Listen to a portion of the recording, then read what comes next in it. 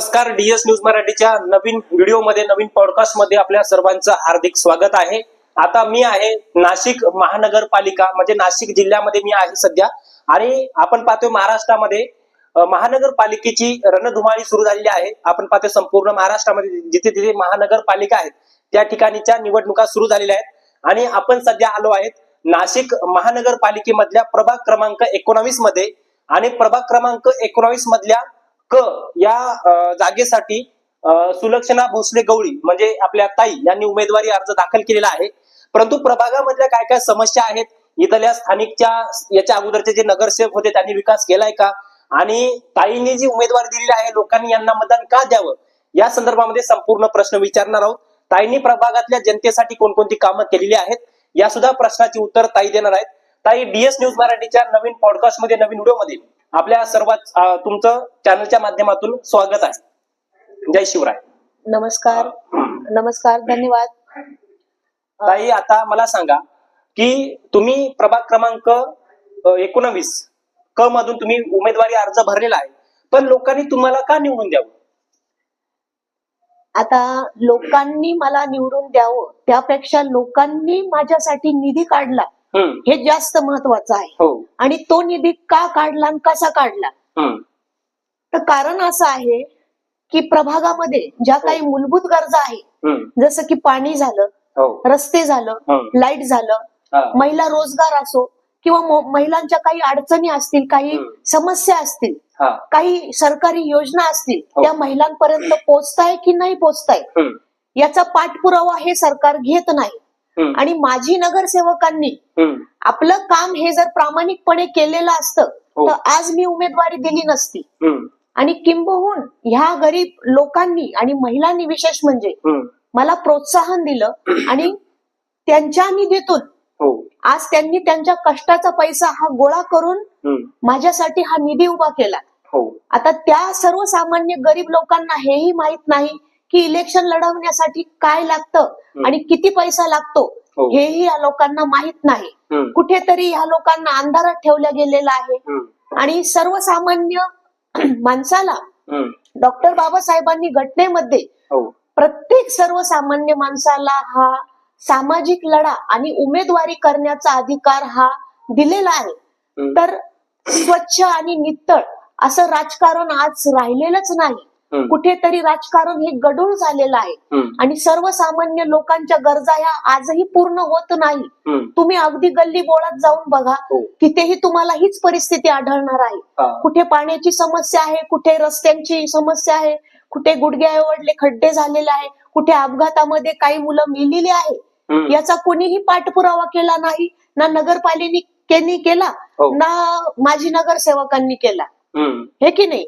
आणि ह्या गोष्टी सर्व विचारात घेऊन मी आज गेली 4 ते 5 वर्षापासून पाठपुरावा करत आहे। माझ्या भागातून पाण्यासाठी मी बरेचसे निवेदन दिले, हंडा मोर्चा आयोजित केला, आणि नगरसेवकांशी कॉन्टॅक्ट साधण्याचा प्रयत्न केला, अगदी आमदारां खासदारांपर्यंतही मी गेलेली, परंतु त्यांनी उत्तर असं साधं आणि सोपं दिलं की आमच्या हातामध्ये काही नाही, नगरसेवकांचा कार्यकाळ हा संपलेला आहे, असं त्यांनी उत्तर दिलं।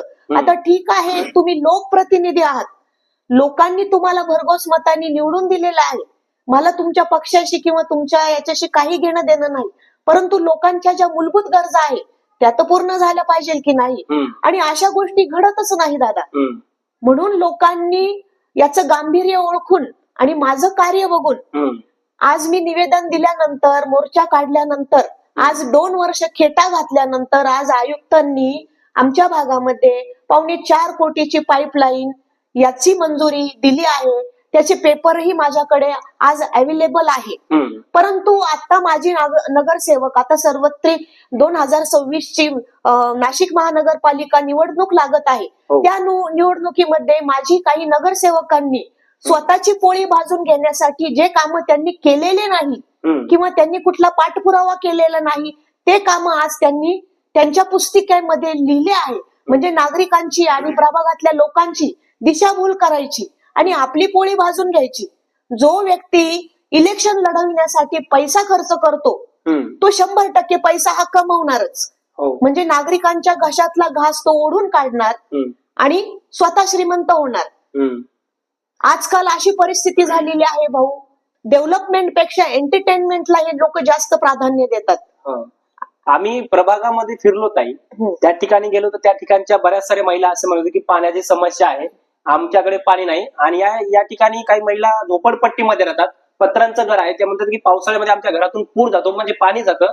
त्यांना ना तर संडासची व्यवस्था आहे, संडास बाथरूम नाहीये, याचबरोबर त्यांना घरकुल नाहीये. मग केंद्र सरकारने, राज्य सरकारने एवढ्या साऱ्या सुविधा, घरकुलासाठी पैसे, याच्यासाठी पैसे दिलेत, मग त्यांना का नाही मिळत? त्यांच्यासाठी तुम्ही काय प्रयत्न करणार? त्यांच्यासाठी निश्चितच मी तळमळीने प्रयत्न करणार.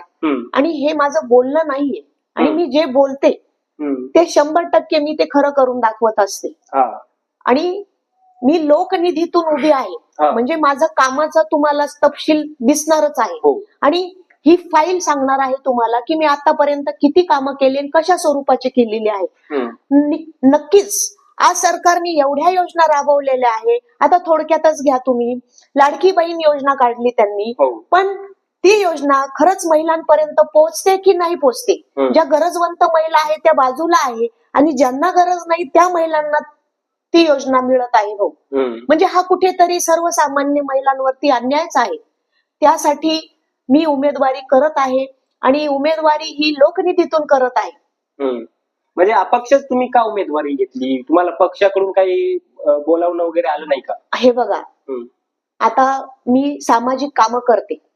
सामाजिक कामं करता करता आज पक्षाची तुम्ही बघत आहात, निष्ठावान झाले आहे विष्ठावान. जे निष्ठावान होते त्यांना तिकीट न मिळाल्यामुळे ते दुसऱ्या पक्षामध्ये रातोरात प्रवेश करतात. अगदी 1 तासामध्ये जसे आपण कपडे बदलतो तसे हे लोक पक्ष बदलतात.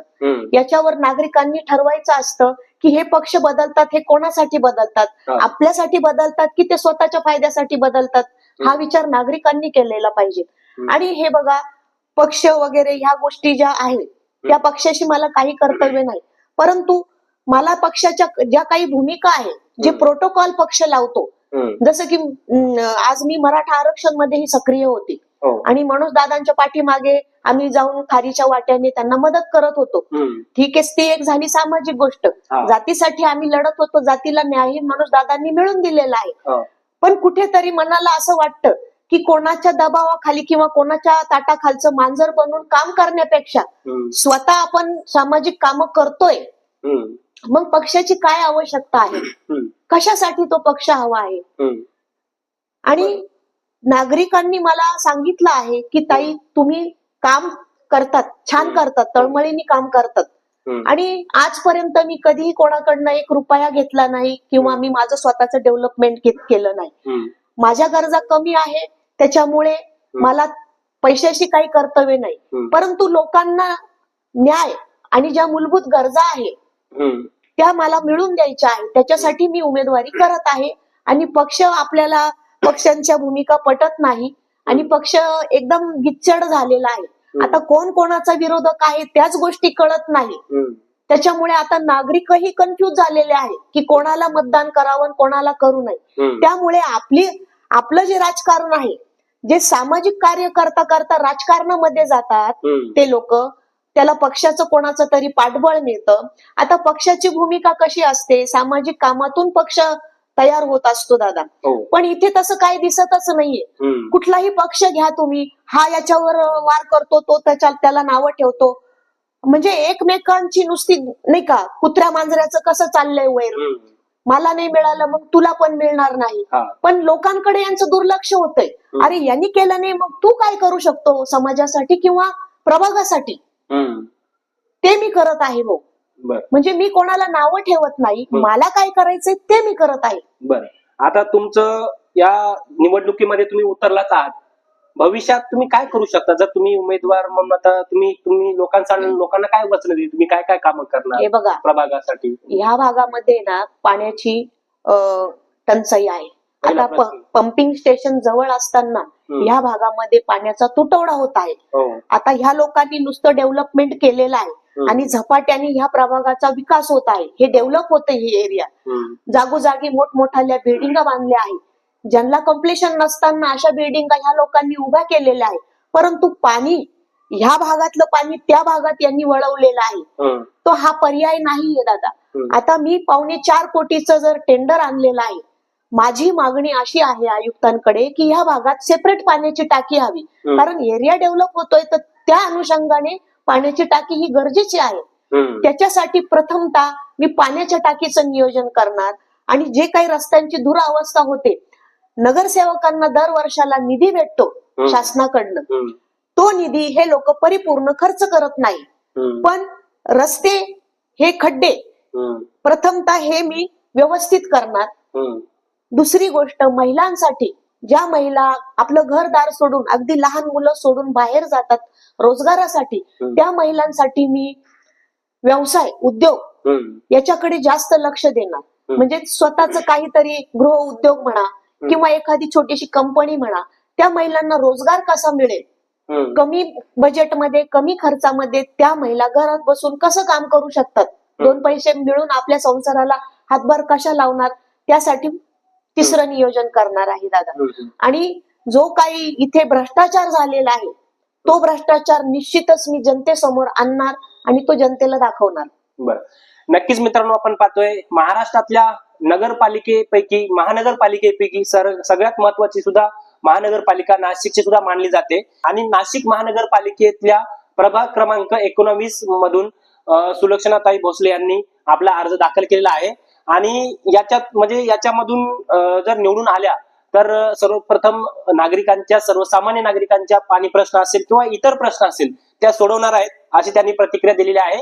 आणि जे गलिच्छ राजकारण चाललेलं आहे त्या राजकारणातून अलिप्त होऊन मी अपक्ष उमेदवारी लढते आणि कुठल्याही पक्षाचं तिकीट न घेता, मी स्वतःवर, स्वबळावर किंवा कुणाच्या दबावाखाली न येता मी समाजाची, प्रभाग क्रमांक 19 मधल्या जनतेची सेवा करणार आहे, अशी प्रतिक्रिया ताईंच्या माध्यमातून देण्यात आलेली आहे. ताई, DS न्यूज मराठी मध्ये तुम्ही मुलाखत दिल्याबद्दल आपल्या मनापासून धन्यवाद. तुमच्या पुढील वाटचालीसाठी तुम्हाला शुभेच्छा. धन्यवाद. जय शिवराय. जय शिवराय.